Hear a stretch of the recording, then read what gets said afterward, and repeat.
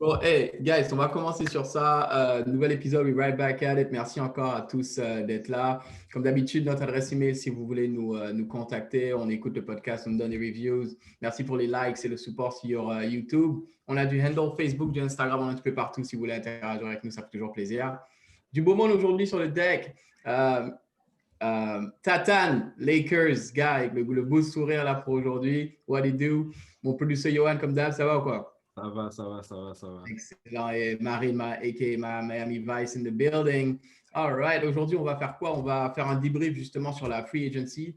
On va faire un petit winners and losers de la free agency. Il y a eu beaucoup de moves en fait. Les gens, ils ont bougé un petit peu partout. On va essayer de récapituler tout ça. C'est sûr qu'on va parler de toutes les équipes, mais vraiment essayer de faire le point sur les moves majeurs. On va commencer dans ce segment-là avec la conférence Est. Alors, moi, j'ai fait comme d'hab on a fait un petit recap de qui, selon nous, a gagné ou perdu la free agency. On va commencer par un winner, les Philadelphia Sixers, ils ont fait des moves vraiment intéressants. Johan, je pense que je vais commencer avec toi sur les Sixers. Récap-moi un petit peu, si tu veux, les moves majeurs. Prendre Danny Green, prendre Curry, pas Seth, but still a great player. Daryl Morey, c'est ton gars, justement. Donc, vas-y, parle-moi un petit peu des Sixers et selon toi, qu'est-ce que tu penses qu'ils peuvent faire pour la suite là?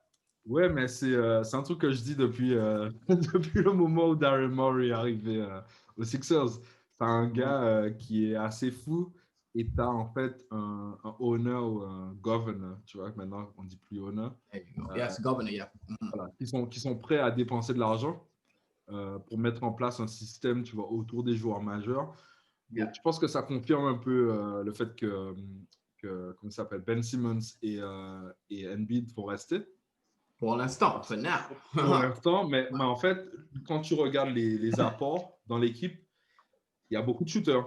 Il y a beaucoup de shooters en mode, c'est pas des gens qui vont chercher, qui vont créer leur shoot. C'est des spots up. À part Seth Curry qui est juste ouf parce qu'en fait, ton frère est tellement ouf qu'on se rend pas compte que Seth Curry est ouf. Non, mais tu vois, quand tu prends un gars comme Danny Green, tu veux juste, on envoie la balle, tu vois, on rentre en pénétration, on envoie la balle à l'extérieur, shoot, catch and shoot, bucket, tu vois, catch and shoot. Exactly, Donc, exactly. je pense que, tu vois, voilà, moi, quand j'ai vu le move de Daryl Morey, j'ai dit, ouais, c'est ouf. Je pense qu'il manque une pièce. Ouais. La dernière fois qu'on a parlé, tu vois, tu m'as dit, bon, je sais pas si le gars de Houston va permettre à Harden de venir à... I don't see it. J'ai encore vu des reports sur ça. Justement, I don't see it. I don't think it's happening, man. Ouais, vas-y, continue. Ouais, mais je pense, tu vois, je pense que c'est toujours possible. Parce que c'est... Ah ouais, selon toi. OK. Ouais, je pense que c'est toujours possible. Au final, le joueur décide où il va. Il n'y a pas de... Il n'y aura pas d'autre chose, tu vois. Ouais. C'est clair qu'il ne va pas à Houston. OK, on est OK. d'accord, on est tous d'accord avec ça. Et donc, Ouais. je pense que les Sixers, ils sont en train de détruire ce qu'ils avaient fait la dernière année, tu vois.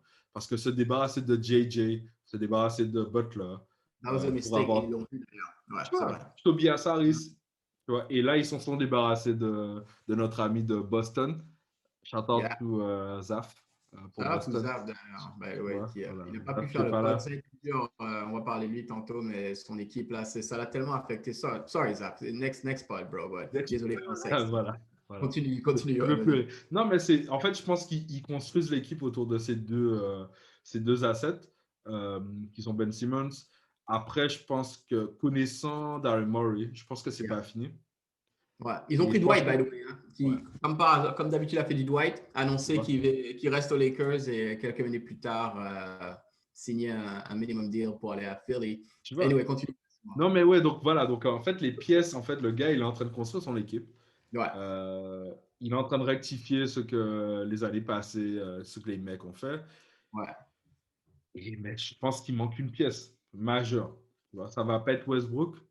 Ça va plutôt être Harden. Pour moi, je pense plutôt pour Harden. Donc, Philly, gros contender. Franchement, contender. Ouais, clairement, ouais, moi je suis d'accord avec ça aussi. Contender. Franchement, là, ils sont clairement un grand gagnant cette intersaison. Ouais. On va toujours rester à l'Est, justement. On parlait on va faire plus avec quelqu'un qui est un petit peu perdu, là, justement. C'est Tatan, j'ai envoyé ça dans ta direction, c'est Boston Celtics. On parlait de Zap tantôt.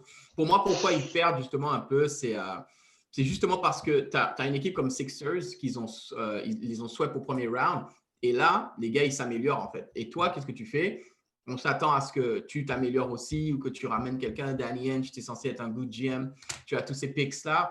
Au final, tu perds Gordon Hayward for nothing. Parce que tout le monde, on pensait à un sign and trade. On va parler de Gordon Hayward un petit peu plus tard. On pensait peut-être un sign and trade avec Indiana récupérer les pièces. En fait, rien du tout.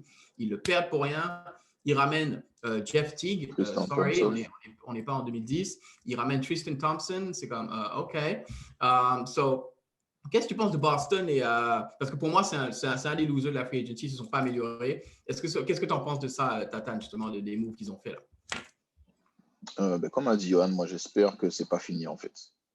J'espère pour eux que ce n'est pas fini parce que Tristan Thompson, bon, moi, je le suis depuis très longtemps au Cavs. Donc, on sait que c'est un gars qui va faire son taf à lui. Mais il ne va pas apporter non plus, il ne va pas révolutionner le secteur intérieur de Boston qui est un peu en galère. Jeff Teague, bon, il va apporter un petit peu aussi, mais ce n'est pas des apports majeurs en fait. Et là, les mecs, comme tu dis, justement, contrairement aux Sixers qui mettent le paquet, ils ne font rien. Ils sont là en une espèce de léthargie bizarre et tu ne comprends pas trop en fait. Donc j'espère que ce n'est pas fini. J'espère que ce n'est pas fini. Un truc que je reproche justement à Danny Ainge, après n'importe qui de vous peut réagir sur ça, mais il a toujours soi-disant des picks il va prendre Paul George, non, finalement, il ne fait pas le move, il ne fait pas le move. Il est censé prendre Anthony Davis, non, tu sais quoi, je ne vais pas le prendre, je ne vais pas faire le move.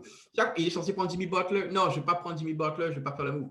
À force de ne pas faire aucun move, au final, bro, tu te retrouves avec, OK, don't get me wrong, tes deux talents qui sont Jason Tatum et Jaylen Brown, mais en vrai, là, Kemba Walker, I like Kemba Walker, mais on a vu Kemba Walker en playoff, là, il ne peut pas te faire passer au-dessus de l'obstacle, là, parce qu'il est good, but il est limité en playoff, tu vois. Donc là, en vrai, là, quand tu regardes, et on va parler de Miami tout à l'heure avec Marine, pour moi, pourquoi, encore une fois, ils ont perdu, c'est parce que tu ne fais pas ton move et ta concurrence, à savoir Miami est meilleur, Sixers sont meilleurs et toi, et Brooklyn est meilleur cette année. Et toi, like, what do you do, tu vois? So, toi, tu les vois où t'attends cette année, Celtics, si ça reste comme ça, selon toi? Moi, là, je pense qu'il leur manque juste un vrai intérieur. Il leur manque un vrai intérieur. Parce que tu gardes le trio d'extérieur, Kemba, Brown et Tatum. Tu leur mets un vrai intérieur, un 4 ou un 5, peu importe. Et tu as Thompson et Teague avec un ou deux mecs qui sortent du banc. Je pense que c'est correct. Et ils restent 4e, 5e, tu vois. Ouais, c'est ça. Voilà, toi, tu les vois là. Tu les vois 4e, 5e, et pas retourner, par exemple, en finale de conférence ou peut-être aller en finale. Parce que eux, c'était ça. Sauf si vraiment, comme je te dis, s'ils mettent un gros mec à l'intérieur. Ça pourrait être intéressant. Mais sinon, 4e, 5e, parce qu'il y a quand même du talent. Mais pour aller au bout, ça fait un peu short. Ouais, c'est clair, je suis d'accord avec toi. En tout cas, merci pour ça, Tatane. On va y aller avec Miami Vice, Marine in the building. Ils étaient en finale, les Heat. Ils ont fait une super saison l'année dernière. Et là, qu'as-tu pensé de leur intersaison? Oh, j'aime bien J'adore, c'est validé. Le t-shirt de Tatane. Bravo, Tatane. Mais franchement, pour moi, Miami, à mon niveau, en tout cas, pour parler rapidement d'eux, je suis content de ce qu'ils ont fait. Ils reprennent Goran Dragic. Ils prennent Avery Bradley. D'accord, ils perdent Jay Crowder, mais ils rajoutent quand même des pièces assez intéressantes. Qu'est-ce que tu as pensé de la off-season de ta team, là, justement? Je pense qu'elle est sur la lancée de notre fin de saison. C'est-à-dire qu'on continue à s'améliorer, à apprendre. Ouais, on perd Jay Crowder, qui a quand même eu un gros impact sur le terrain, mais aussi en dehors. C'est aussi une certaine... Il match avec la culture, tu vois. C'est le truc qu'on nous reproche. Mais tu le perds. D'ailleurs, tu récupères 2 assets. Qui sont des bons joueurs. Et tu gardes en flex. Tu gardes en flexibility. Et ça, soit tu continues sur ta petite lancée, tu gardes du flex pour 2021. Et on sait que nous, l'objectif 2021, c'est de ramener Giannis à Miami.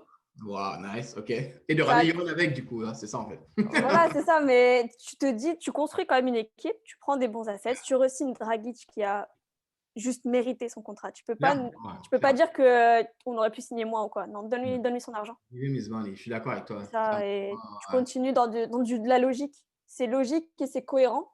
Ouais. On a fait un bon style à la draft aussi, parce qu'on ramène un intérieur en plus. Et puis, c'est bien aussi quand tu es fan de Miami, c'est que tu approches la draft et la free agency, tu l'abordes sereinement, parce que tu as confiance en ton management.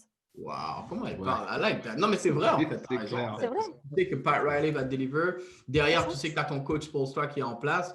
Et puis, au-delà de ça, moi aussi, ce que j'aime avec Miami, c'est qu'ils ont fait 2 choses, c'est-à-dire compter sur le développement en interne. Parce que, guess what? Tyler Hero et l'autre shooter, là, Duncan Robinson. Ils vont être encore meilleurs l'année prochaine. Tu sais pourquoi? Parce qu'ils jouent à Miami, parce qu'ils vont travailler comme des oufs. Donc voilà. Mais non seulement ils ont bank sur l'amélioration en interne, le développement organique, mais aussi ramener des bonnes pièces. Pour moi, Avery Bradley, c'est un big steal. Ce n'est pas un joueur, wow, ce n'est pas un big name, mais avoir Avery Bradley dans ta team, là, c'est vraiment bien, là, tu vois. Donc, mais ça reprend Miami parce que ça fait quelques années, comme pour dire, ils prennent des petits joueurs, mais regarde, personne ne voulait de Jimmy Butler.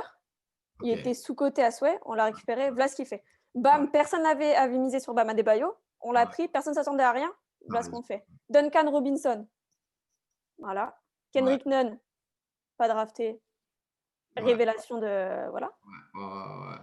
Puis il faut un move smart, c'est-à-dire signer des gars, par exemple Myers Leonard et tout ça, mais plus pour des pièces après pour, comme tu dis, Yanis, parce qu'il faut que tu aies des contrats. Les gens ne réalisent pas ça des fois. Des fois, tu veux un joueur, mais il faut que tu aies des trucs à échanger, quoi. Donc, c'est bien d'avoir Miami, franchement, effectivement, je ne serais pas étonné que Johan rejoigne vos rangs l'année prochaine. Je l'attends, j'ai les bras ouverts, regarde. Viens, Johan. Peluso, Johan, je vais continuer avec toi parce que, hey, on va parler des Hawks, là, pour moi, qui est une équipe qui, oh my. Je regardais le standings, je pense qu'ils ont fini avant-dernier à l'Est l'année dernière, ils ont 20 games. C'était la pire équipe, et ça, je parle en pourcentage de réussite sur les 3 points. Ils avaient juste Rayon, en fait, le reste, c'était pas vraiment des shooters. Et là, il nous faut un recrutement extraordinaire. Rajon Rondo arrive. On vient d'apprendre là, quelques minutes ago qu'ils ont signé Bojan Bogdanovic finalement, qui n'est plus au Bucks. Ils ont pris Danilo Gallinari. Je ne sais pas si j'oublie. Il y avait Clint Capella qui était déjà là. Et wow, parle-moi un petit peu du recrutement des Hawks et comment tu vois ça évoluer là, justement. Ben, si dans le radar, comment dire ça, James Harden, en mode strip club et wings, c'est quand même un gros contender pour Harden aille là-bas, hein, parce que t'as quand même, en fait, c'est fou de voir que les mecs investissent autant sur des bons talents et aussi sur des vétérans. Ça te montre qu'ils ont une approche, tu vois, une approche qu'ils ont peut-être perdue quand, comment ça s'appelle le coach des Bucks là? Budenholzer est parti, mais en fait, il a laissé peut-être une trace un peu Spurs, tu vois, dans cette franchise. Après, Atlanta, il y a beaucoup de choses à prouver. On a t'as des bons joueurs, mais là, les moves, là, ça m'inquiète en fait. Ça m'inquiète pour eux. Ça m'inquiète pas pour eux. Non, ça m'inquiète pas pour eux. Ça m'inquiète pour les gens les gens de Boston, tu vois. Les gens qui pensaient qu'ils étaient en place, tu vois. Et Zap, qui d'ailleurs pour ceux qui écoutent et qui ne voient pas la vidéo, mais Zap vient nous rejoindre en fait parce qu'il a attendu qu'on finisse de parler de Boston et du segment. Il ne voulait pas se mêler à ça. Et je comprends. Exactement. Zap, on va respecter ton privacy ici. On va te laisser grieve parce que j'avoue que Double T, Tristan Thompson, je ne pense pas que c'est ça que tu avais rêvé pour la free agency. Pas du tout. Ok, donc on va non, mais c'est juste fou, tu vois. Tu regardes les Hawks, tu vois, genre Gallinari, Rondo, tu vois. Encore. Les gars, ils construisent en fait. Et tu vois, c'est quand même assez ouf. Hein. C'est quand même assez ouf. Et tu vois qu'il y a des franchises qui ont compris que le temps, c'est maintenant.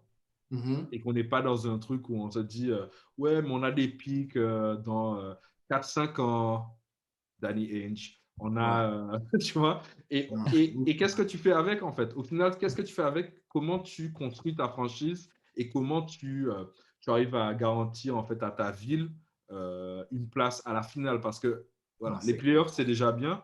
La finale, c'est beaucoup mieux. On sait que Boston a été très, très bon dans la bulle. Tu vois, on ne va pas mentir. Hein, mais c'est what next? Quand tu vois des moves comme ça, tu fais quoi en fait? Parce que les gens autour de toi sont en train de devenir plus bons. Les Nets sont supérieurs. Ils sont supérieurs, tu vois. Et ne te retrouve pas en tant que franchise de Boston à être la risée comme les Knicks en fait. Qu'est-ce que Danny Ainge fait en fait? I don't get Danny. Mais justement, on va faire Zap arriver tout de suite sur le truc. Zap, je te rassure, t'inquiète, je n'ai pas de questions Boston spécifiques. Non, on peut parler des autres équipes. Voilà, c'est ça. Je vais parler d'une autre losing franchise, une franchise qui justement va te faire te sentir mieux. Parce que qui est la pire franchise vraiment que les Knicks? Là? Franchement, pour moi, c'est un big loser de la free agency à l'Est. Pourquoi? Parce que les Knicks, c'est comme d'habitude, chaque intersaison. Don't worry, on va prendre des gars, on va clairer du cap, on va faire des moves. Et au final, ils ont pris qui? Attends, ils ont re-signé Elfrid Payton en starting point guard. Je suis désolé, Zaf, ils auraient dû t'appeler à la place. Like, come on, man. Parle-moi un petit peu des Knicks. Comment tu penses c'est quoi encore cette intersaison quoi, pour eux, quoi? Bah écoute, les Knicks, c'est la franchise qui a l'argent pour faire le plus de moves dans toute la NBA. Mais je suis Je d'accord pense avec que toi. c'est la Quand tu vois ce que franchise font les Hawks à côté, pourquoi les Knicks, quoi? New York, what's going on? Vas-y. Ouais. Je pense que c'est un mix. Il y a un mix de deux choses. Déjà, je pense que les joueurs n'ont pas forcément envie d'aller jouer aux Knicks à cause du management. Ouais. Donc, même si tu leur proposes un contrat max, il n'y a pas de projet sportif, il n'y a pas une vraie cohésion managériale et de décision long terme pour l'équipe. Zaf, j'ai une question pour toi. Excuse-moi, t'inquiète, je vais te laisser. Ouais. Justement, parce que là, tu apportes un très bon point. Les joueurs n'ont pas envie d'aller jouer à cause du management. Nous, on est des NBA aficionados, on est aware, on s'en rend compte. Mais est-ce que le management des Knicks s'en rend compte? Et surtout, je parle tout en haut de Dolan. You know what I mean? C'est surtout lui Bien le problème, sûr. en fait. Non, mais il n'est pas en tournée là. Il n'est pas en tournée là. Il est peut-être en tournée. En tournée non de quoi? Tournée de Je sais pas, quoi? il a un groupe de musique, non? Ah ouais, mais le mec, ouais. Dolan, en fait, il est en tournée en pleine pandémie Covid et tout, normal. Mais il s'en bat les couilles. Je sais pas. Ouais. Non, mais de toute façon, à partir du moment où le big boss inculque cette, je vais dire, culture d'entreprise. Au final, c'est une entreprise, les Knicks, tu vois. C'est une entreprise. Ouais. Quand ça part d'en haut, ça se répercute sur toute la société. Donc aujourd'hui, je pense que les Knicks, c'est un mix de mauvais planning long terme, de mauvaises décisions à court terme aussi, et puis pas de stratégie. Franchement, honnêtement, j'ai rien à dire sur les Knicks parce que chaque année, c'est la même chose. Chaque année, on parle d'eux, mais au final, il n'y a rien. Et même si demain, ils amènent Westbrook, par exemple, je ne pense pas que Westbrook va vraiment changer quelque chose à la franchise. Je pense qu'il va coller dans la franchise parce que voilà, le gars, il va faire ses highlights, il va être top 5, top 10. Marbury. Il va coller des points. Ouais. Pour moi, Westbrook, tu as apporté un très bon point, excuse-moi, Westbrook, c'est le parfait move pour les Knicks. Là. Lui, il fit le Knicks identity. Là. All hype, bullshit, en vrai, nothing. Je vois encore les Photoshop arriver pour 2021, dire « Ouais, non, vous inquiétez pas, on va avoir Giannis, on va avoir LeBron, on va avoir… » Comment, man? Vas-y, Yoann, t'allais dire quoi, excuse-moi. Non, en fait j'avais une question à tout le monde, là. En fait, on parle des Knicks, les gars, mais les Knicks, ils ont fait quoi? Parce qu'on dit, genre, il y a 10 ans, les Knicks, ça fait 10 ans. En fait, les Knicks ont été quoi, en fait? En vrai, depuis 84, c'est quoi les Knicks? Avec Ewing, tu veux dire? Il y a eu Ewing, bro. Il y a eu ma man, comment il s'appelle? Alan Houston. Ouais, Spiral. Ok, d'accord. Non, mais ils ont fait quoi? Ils ont fait quoi, les gars? Il n'y a pas de palmarès, quoi. Ils sont arrivés en finale en 99. Ouais. Avant, ils ont fait quoi?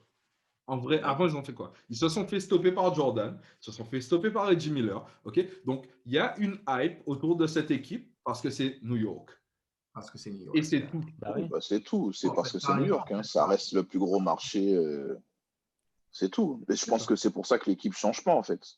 Ouais, ils sont... Même en étant nuls, ils font de l'oseille. Donc, c'est parce que c'est la salle aussi qui vend. Ils vendent l'environnement, la salle, les spectateurs. Ça, tu peux chauffer tout New York. Et ça vit sur ça, mais tu vends des maillots, en fait. C'est ça l'objectif, j'ai l'impression, un peu New York, c'est on vend des maillots et puis… C'est ça. C'est pas une équipe de… En fait, même si c'est la Mecque aux États-Unis pour le basket, New York, la franchise New York Knicks, ben non, c'est pas la Mecque du basket NBA. Tu vois, as eu des joueurs, t'as eu des joueurs avant, je vais pas mentir. Tu as eu des coups, tu vois, genre t'as la Marbury, Sabry. Donc Westbrook, il fit well, tu vois. Tu as Carmelo Anthony qui est… On l'a décrié, mais c'est le seul mec qui les a portés, tu vois. En fait, en vrai, là, tu vois, après toutes les critiques qu'il a eues, on s'en rend compte avec du recul, en fait. Carmelo Anthony, no offense, mais c'est un des greatest Knicks of all time. Quand tu réfléchis vraiment à ce qu'ils ont fait, là, comment, man? Ouais, c'est vrai. Tu vois, et c'est un moment où il faut se dire, est-ce qu'on parle des Knicks juste pour la valeur des Knicks, tu vois? Et je vois des haters qui peuvent dire, ouais, LA, c'est la même chose avec les Lakers. Mais non, en fait, non. Mais non, clairement pas. Des bagues, tu vois? Genre, tu as les bagues. Et tu as raison. Et regarde, ils ont été à un moment bad. LA, tu sais, quand Kobe était vers la fin de sa saison et tout. ils ont été, mais guess what? Ils ont rebuild, LeBron is back, is there, et regarde, ils gagnent les chips, ils sont de nouveau au top. Les Knicks, on attend toujours, quoi, tu vois. Pas d'organisation. Pour la comparaison, les Lakers et les Knicks, c'est deux équipes qui ont un très fort marketing, mais tu as une équipe qui s'est reposée uniquement sur le marketing, et tu as une autre équipe qui a eu un vrai projet sportif. Ils sont passés par un down, mais maintenant, regarde, ils sont tout en haut. Et tu peux pas de nos jours juste te dire, de toute façon, on est New York, les joueurs vont vouloir venir. Ouais, non, je pense qu'ils se reposent sur, on est New York, sur le marketing, sur la potentielle plus-value que les joueurs peuvent faire au niveau des contrats pour les chaussures, ceci, cela. Voilà. Mais... Ils n'ont pas besoin de joueurs. En fait, ils n'ont pas besoin de joueurs pour vivre. Parce que Dolan, en fait, il a le MSG, tu vois. De toute façon, vu comme c'est parti, ils n'en auront pas assez de joueurs. Non. Puis je pense ils que aussi des mecs et ils les reprennent parce qu'ils sont en galère, en fait. Là, ils vont signer n'importe quoi parce qu'il leur faut un effectif complet. Le traitement fait à Melo, il attire pas non plus. Comment ils se sont débarrassés de Melo, tout ça. Tu peux pas... tu traites un de tes meilleurs joueurs, tu le traites comme si c'était un vulgaire, vulgaire rookie que tu veux trader. Tu peux pas faire ça à un gars qui a porté ta franchise pendant des années. Mais attention, attends. Pour le point Melo, on peut pas non plus dire qu'il a eu un impact ultra positif sur l'équipe non plus, quoi. Oui, mais quand tu regardes... Non, je dis pas ça. J'ai sûr la valeur intrinsèque du joueur, tout ce qu'il a rapporté à New York, pas que sur le parquet, mais en dehors aussi, tu vois. Exact. Les All-Stars. Non, mais je vois Johan qui est choqué, mais... Non, je parle pas que du basket. Je parle tout ce qu'il y a autour du basket. Je parle de Melo dans sa globalité. Là, je suis obligé d'aller voir des facts. C'est quand la dernière fois qu'ils ont été importants, les Knicks? C'est quand il y avait Melo. C'est quand il y avait Melo. La dernière fois, c'est quand il y avait Melo. C'est tout, mais oui, c'est clair. C'est clair, Zaf. Tu ne peux pas nier ça. En plus de ça, pas que, mais regarde, les dernières fois qu'ils ont eu un All-Star, All-NBA Player, tout ça, c'était Melo, gars. Tu vois, c'est pas Melo, ce qu'il a fait pour New York, quand même. Melo, c'était le meilleur joueur à New York, mais après, est-ce qu'on peut dire qu'il a porté la franchise vers un nouvel horizon? Pour moi, non, tu vois. Tu as vu qu'il avait dans son équipe, gars? En fait, ils ont fait quoi? Ils ont été en playoff en 2011. C'est un peu comme quand tu dis que Harden, par exemple, que Houston devrait trade Harden et repartir à zéro. Bah, pour moi, Melo avait moins d'impact sur l'équipe que Harden en a sur les Rockets aujourd'hui, tu vois. Donc, quelque part, le trade de Melo avait peut-être du sens à un certain moment. Mais c'est comment il a été fait. Ils se sont vraiment débarrassés. Voilà, c'est ça, voilà. Quand tu prends le trade de Melo, voilà, ça a été vraiment genre, tu nous fais chier, dégage. Là où ils auraient pu, même s'ils avaient un problème contre Melo, dire, bon, on va faire ça classe pour montrer aux gens que si tu viens faire un truc bien chez nous, tu seras bien traité en retour. Et là ce qu'ils ont montré, juste les Knicks, ça a été, t'as bien fait, mais on te prend pour un con jusqu'au bout parce qu'on t'aime pas et maintenant tu nous apportes plus rien, vas-y bouge. C'est clair. Melo a été tradé quand? Melo a été tradé quand, les gars? 2015. Comme ça. Un peu avant, je crois. Ouais, attends, je vais juste vous sortir, je vais juste énumérer les gens qui sont dans l'équipe de Melo en 2014-2015. Quincy Acey, Paul Aldridge, Lou Admundson, Andrea Bargnani, José Calderon. Ok, c'était donc Calderon, ça va. Ouais, Bargnani à mon âge, Calderon a 4 ans de plus que moi. Samuel D'Alembert, Clint Anthony Early, Langston Galloway, Tim Hardaway, Shane Larkin, Ricky Ledo, Pablo Prigioni, j'espère quand même, Iman Shumpert, le rappeur, Alexei Shved, J.R. Smith, Jason Smith, Amare Stoudemire, Lance Thomas, Kevin Swears. Let's be real. Okay? Arrêtez. Okay? On a beaucoup trop parlé des Knicks. Je comprends, on a fait 3 minutes sur eux, mais après, on ne va plus parler d'eux de la saison et peut-être pas avant même l'année prochaine. C'est le highlight. C'est le highlight des Knicks. C'est clair. Fuck les Knicks. Avant le wrap-up, je vais quand même juste donner un petit shout-out à un gros winner, selon moi, de la free agency. C'est Gordon Hayward. Il a pris son bag. Il avait sa play option de 34 millions. Tout le monde était comme, there is no way, il va prendre son 34 millions, c'est obligé. Il décline son option, c'est comme, qu'est-ce qu'il fait? Oh, wait, hold my beer. Il a pris son bag. 120 million from Charlotte. So, shout out à toi, Gordon. Tu peux prendre ça relax à Charlotte parce qu'on s'entend là aussi, on ne va pas beaucoup parler de toi cette saison. Donc, bravo à Gordon. Merci encore, guys. Et puis, on va passer à notre prochain segment.